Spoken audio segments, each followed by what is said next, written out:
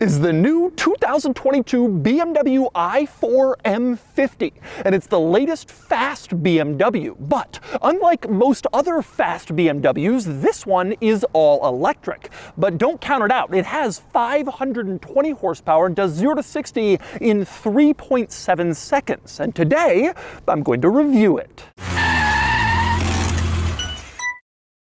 Before I get started, be sure to check out Cars and Bids, which is my enthusiast car auction website for cool cars from the modern era, now with free listings. You can list your cool car for free and auction it on Cars and Bids. And we've had some great sales recently, including this 80 Series Toyota Land Cruiser, which brought $33,000. These are shooting up in value. This 993 Porsche 911 Cabriolet sold for $120,000. Great money for a great car. And this Shelby GT350 brought almost $54,000. If you're looking to buy or sell a cool enthusiast car from the modern era, the 1980s and up, Cars and Bids is the place to do it, with daily auctions and great selection at carsandbids.com. So let's talk i4. This is the latest model in BMW's i electric sub-brand, and it's sort of like an electric 3 Series, although really it shares more with the 4 Series Grand Coupe, which is sort of like a stylish hatchback version of the 3 Series. The big difference, of course, is powertrain. This is all electric, and this model is seriously fast. And today, I'm going to review it. First, I'll take you on a thorough tour of the i4 and show you all of its quirks and features. Then I'll get it out on the road and drive it, and then I'll give it a Doug's score.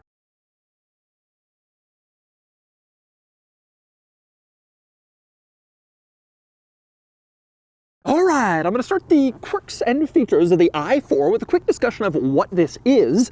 And if you said it was an electric version of the BMW 4 Series Grand Coupe, you wouldn't entirely be wrong. Obviously, there are some changes compared to the Grand Coupe, like the fact that they took out a gasoline engine and made this car electric. And they had to compensate for the extra weight of all the batteries by changing the suspension, the steering, and various other things to still give it a sporty feel. But basically, that's a general summary of what this car is, an electric 4 Grand Coupe. Now, as for actual differences between the i4 and the 4 Grand Coupe, ways you can tell them apart, at least on the outside, probably the biggest is the grille. The 4 Grand Coupe has more chrome trim around the grille, whereas in the i4 it's sort of been darkened to give it a sleeker look. And, of course, there's the grille itself. The 4 Series Grand Coupe has one because it has a gas engine up here, but the i4 doesn't. This whole front kidney grille thing is mainly decorative, and you can see two large panels where grille openings would be in gasoline cars. Now, below that, you can also see over on the driver's side a sensor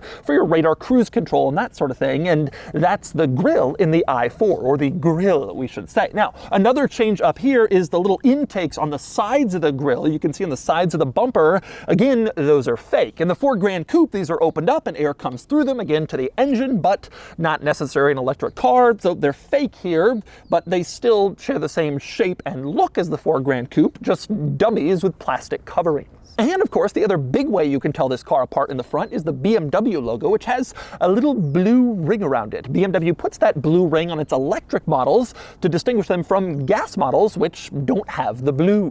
And the situation is same in the back. One way to spot the i4 compared to the 4 Grand Coupe is the badges. Obviously, it says i4 over on the left side, and you have M50 over here on the right side. More about what the M division has done to this car a little later on. And then also in the center, you have the BMW badge with the blue ring around it, signifying that this car is electric. And you also have the backup camera integrated into the BMW badge, which is a cool feature. You don't have to have some ugly camera sticking out. Instead, it's just subtly integrated into the badge. Now, the other way you can tell apart the i4 in the back is the exhaust. Obviously, this car doesn't have any. Instead, it has these sort of fake exhaust looking things and sort of a rear diffuser. I'm not sure if they're actually functional, probably not, but they are where the exhaust would be in a gas-powered powered car. But anyway, next we move inside the i4, where you'll see some more important changes compared to the 4 Grand Coupe and other 3 and 4 Series models. But first you gotta get inside, and the door handle is kind of unusual. You can see it's one of these where you stick your hand underneath and then pull. It doesn't seem that strange, except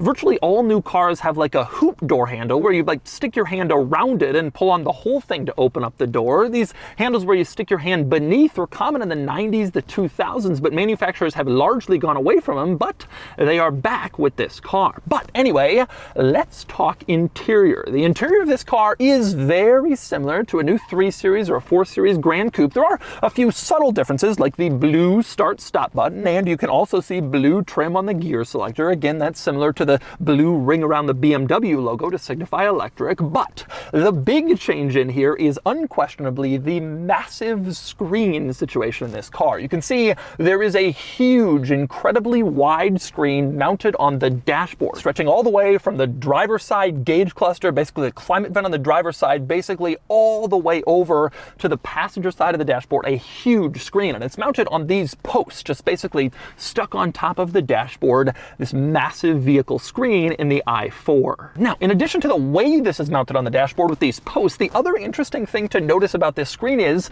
it is slightly tilted towards the driver, which is a BMW hallmark. All the controls are a little angled towards the driver, since it's the ultimate driving machine, as they used to say, and that tradition apparently still continues to this day, even with this massive screen, just a little bit tilted towards the driver. But let's talk about this screen. This contains BMW's latest iDrive system. It's in-car infotainment system. It's called iDrive 8, and it is generally fantastic. You can see the center screen is absolutely huge, great resolution, tremendously responsive. I love the fact that the home screen displays very many things at once. You can see navigation and radio and basically whatever else you want, because it's tremendously configurable, and you can move around these tiles to show exactly what it is you want to see, exactly where you want to see it. You can delete tiles, you can add tiles. It really is a fantastic home screen and a fantastic system in general. Very responsive, very intuitive, very easy to use. There are a lot of great benefits to this system. Of course, there are also some drawbacks, and the biggest one is unquestionably the fact that they have integrated all of the climate controls into this screen, and not really in the best way. You can still adjust your air temperature from the climate controls on the bottom of the screen. You have these little sliders here. You just tap and you can make the air warmer or cooler, which is pretty simple. But for anything else, you have to press climate menu in the center and pull up this climate screen. And then you can adjust like where the air is coming out, the amount of airflow, and turning on the heated seats or the cooled seats if your car has them. So it's a multi-step screen process just to turn on the heated seats. Not really my favorite thing. But other than that, the system really is great, really easy to use, certainly the best BMW infotainment yet. The old one was getting kind of outdated, and this one is a big improvement. And you can also control it here in the center console. You can see various buttons, media, home, map. You tap on those, and that pulls up whatever you need in the center console in case you don't want to reach up and use it as a touchscreen.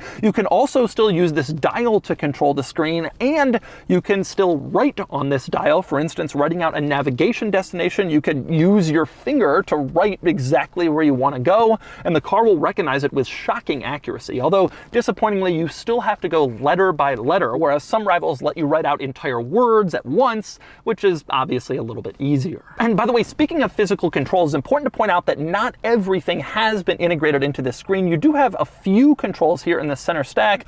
The hazard lights are in the center, obviously, but you also have a defogger and a defroster over on the right, which is useful to just press a button rather than go into a menu. And then you have your basic stereo controls here, volume, on, off, and then next track and previous track. So there are still a few hard buttons that haven't yet been integrated into the screen. But back to the screen for a second, I will say one little drawback is just the daunting amount of stuff that it has. You press menu and you can scroll through all these apps, and there's a lot. It would really take you forever to learn and figure out how to use everything in this car. You can see Apple CarPlay, Android Auto, Spotify. There is even a dash cam in this car that you can set to constantly record you while you're driving, so you have a video record in case something happens and you can prove that you weren't at fault. And speaking of cameras, this car has a fantastic backup camera, parking camera situation. Obviously good quality, great resolution, but there's also this wonderful 3D view. You can tap on that and then sort of get an image of exactly what's going on around the car, which makes it incredibly useful to park or maneuver in tight spaces. And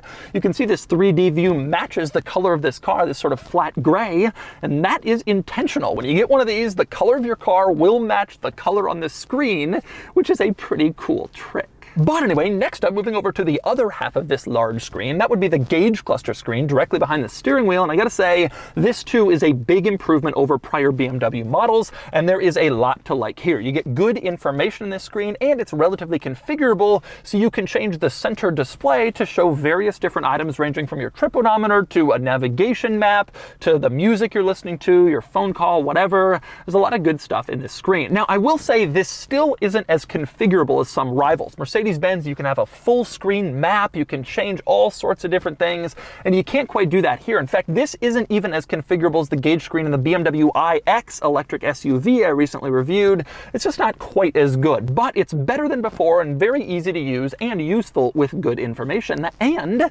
of course, it changes depending on your drive mode. You have a few buttons here in the center for your drive mode. If you're in Eco, then your gauge cluster looks like this. You go to Comfort and it barely changes. Really, it's just the color. But if you go to Sport in the i4, that mode is actually called Sport Boost. And you can see the gauge cluster gets a little more narrow and focused. And also Sport Boost is this new like electric car only drive mode from BMW that's intended to keep the power going even after your initial burst of acceleration, which is pretty cool. We'll see how that works later when I drive the i4. Now, one other display that's worth mentioning in this area is the heads-up display, which in this car is fantastic. It gives a lot of great information. BMWs are known for this, good heads-up displays, but the best part here is you can even use it to, for instance, adjust the radio. Look at this. I can change the radio station in the heads-up display. I can scroll through all the different radio stations and pick the one I want. Great detail and right in my line of sight. I never even have to look at a screen in order to make this adjustment, and that is pretty cool. That helps to compensate for some of the lack of configurability in the regular gauge screen. But anyway, aside from that stuff, the big screen in the center and the blue tinted dials, pretty much everything else in here is about the same as you'd find in the 4 Series Gran Coupe.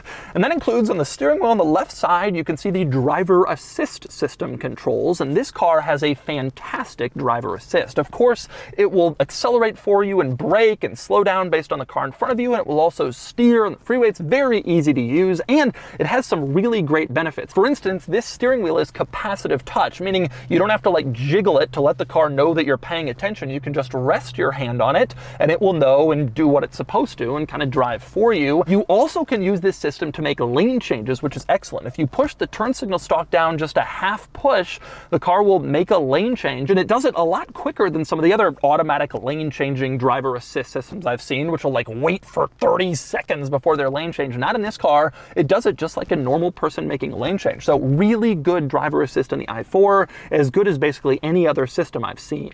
One other interesting i4 item in here is the sounds that it makes, including the sound it makes when you start it up and then turn it off. Take a listen to these kind of futuristic tones.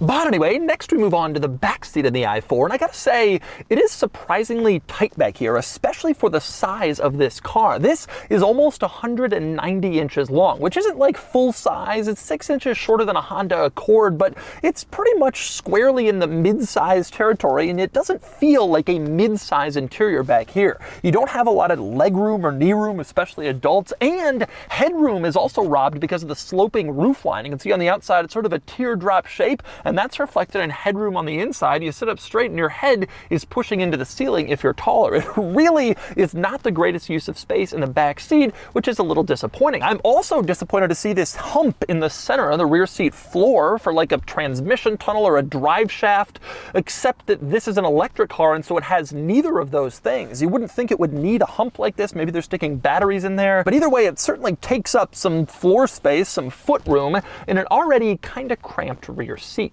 But on to some other quirks and features back here. For one, you have rear seat climate controls, which is nice. You can adjust the temperature back here, and you have your own rear seat climate vents that will blow out air at your desired comfort and temperature level. Interestingly, no heated rear seats back here, which is sort of a disappointment at this price point, but that's the situation. You do have two USB-C ports in back, which is nice to see. You can see positioned right here, which is always good to have in the back for charging rear passengers' devices. But anyway, on the subject of the rear of the i4, one cool benefit of this car is it has a hatchback for extra practicality. Now, BMW has never offered an M3 hatchback or wagon here in the United States to compete with like the Audi RS5 Sportback. So if you're looking for something like that, this is really your first opportunity. You pop open the tailgate and you can see a pretty roomy cargo area back here. You have decent sized space, and obviously it's taller than a traditional trunk, although not by much due to the sloping roofline, but it indeed is. And of course, if you want even more space back here for more practicality, you can put down the rear seats, although disappointingly, there's no latch to put them down in the cargo area. You actually have to go around to the seats themselves, pull on the latch, and drop them. But you can see with the seats down, you have pretty good cargo room back here where you can stick some big items, a lot more than you'd get in a sedan with a traditional trunk. Now, if you're looking for even more cargo space, important to point out, you do have extra storage under the floor, but not that much. You lift up this panel here and you can see there's extra storage here, but a lot of it is taken up by this Harman Kardon sound system piece. I'm sure that enhances the sound experience in the car, but it also takes away from any extra storage you might have. Still, decent cargo space, and again, more than a regular sedan. One other interesting quirk back here, if you look on the inside of the trunk on the passenger side, you can see this emergency inside trunk release, which you don't normally get in a hatchback since the trunk is open up to the passenger compartment. And so if you're trying to kidnap someone and stuff them in the trunk, well, you wouldn't want to use a hatchback to do that. But in this car, because the cargo cover is this hard surface, it sort of functions as a trunk with the cargo cover in place, and thus by regulation they have to put in this inside trunk release even though this is a hatchback. So don't go trying to kidnap anybody in your BMW i4. But anyway, next up, with all that cargo space in back, you probably don't need a front trunk like you get in most electric vehicles, which is a good thing in the i4 because it doesn't have a front trunk, actually. You can access this space under the hood. You pull on this latch in the footwell twice, just like you do in a normal BMW to open up the hood. But once you've done that, you lift it up and discover there's no storage in here. Most electric vehicles do have at least a small front trunk, but not this one. Instead, you find this large plastic, looks like an engine cover, but of course, no engine under here. It's covering mechanical components and things like that, so you don't get any extra storage space in the front of the i4. Everything you get is in back, which again is big enough, so it's not really a problem, but interesting to note. But anyway, since I'm up here where the powertrain usually is, let's talk powertrain, specifically the different versions of the i4 that you can get. Right now, there are two versions available. The first one is called the eDrive 40. That's the base model. It starts around $56,000. It's rear-wheel drive, and it has 335 horsepower, which is pretty good. It also gets about 300 miles of range, which is excellent. This car, though, this is the one you really want. The i4 M50, the M-tuned version, which has an exceptional 520 horsepower and 590 pound-feet of torque. Serious numbers in this car. Now, this one is dual motor, meaning there's a motor up front and in back, so this car has all-wheel drive standard, and it starts around $67,000, although this one is equipped to around $77,000. Now, as for range, the M50 in its base model form with its smallest wheels can get up to 270 miles of range. But if you get the bigger wheels, like this one has, 20-inch wheels,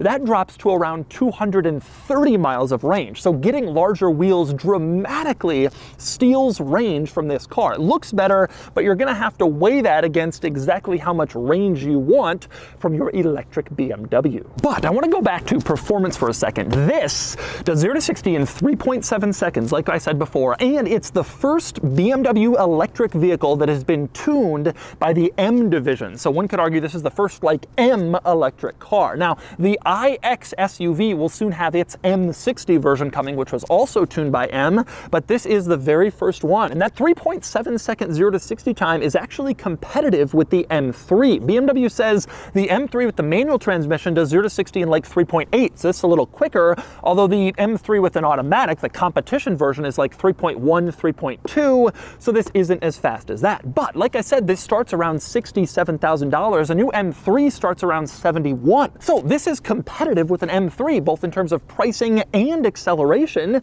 It just delivers the power a little bit differently with electricity instead of a gasoline engine. Now, one other point worth mentioning with this car, because of the batteries, obviously they're mounted low in the vehicle, this has a lower center of gravity than the 4 Series Grand Coupe. BMW says about 1.5 inches lower, actually, which hopefully will help assist handling and make it feel a little sportier and help compensate for some of the extra weight of those batteries. And so those are the quirks and features of the new 2022 BMW i4. Now it's time to get it out on the road and see how it drives. All right, driving the new BMW i4. I've had this car for a few days and there are quite a few interesting things about the driving experience here. I want to start with acceleration. It is madness. No, but really, it is incredibly quick. 65, 71, 77, 82. It's fast. It's really fast. Now, BMW says 0 to 60 for this car in 3.7 seconds. Feels faster. Honestly, it feels faster. Now, there's a couple possibilities for this. One is that BMW, they want to under-promise and over-deliver. And so they say it's a little higher than it is. You get in the car, it feels faster, and you're very delighted. The other possibility is they might be trying to protect the M3. This feels M3 fast. BMW's not saying that, but it feels M3 fast. This is an M Sport model rather than like a true M, I guess. But it feels M3 fast to me. And so it's interesting. That is an interesting component. But there's something I want to point out here, and it's something that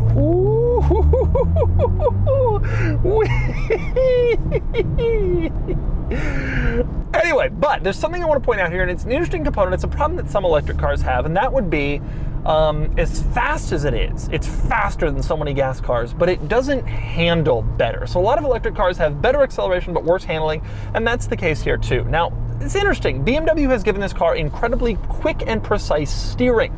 I think in order to try to mask the fact that actually the handling isn't really great because of the weight of this car. Actually, I take that back. It's not that the handling isn't great. It's very good. It's excellent.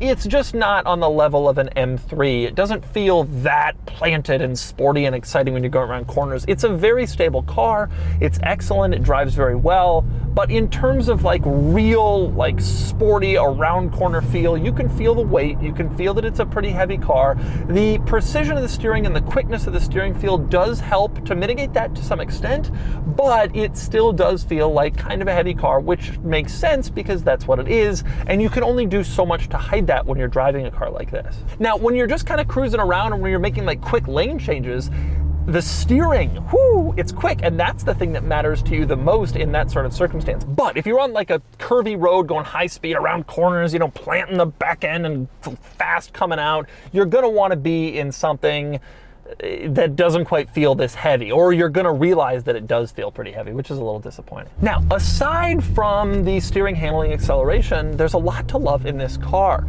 It's very comfortable. The regular drive modes, it feels very nice, very soft and comfortable, easy driving experience. I mentioned earlier, rear seat room is kind of tight, but front seat room is great.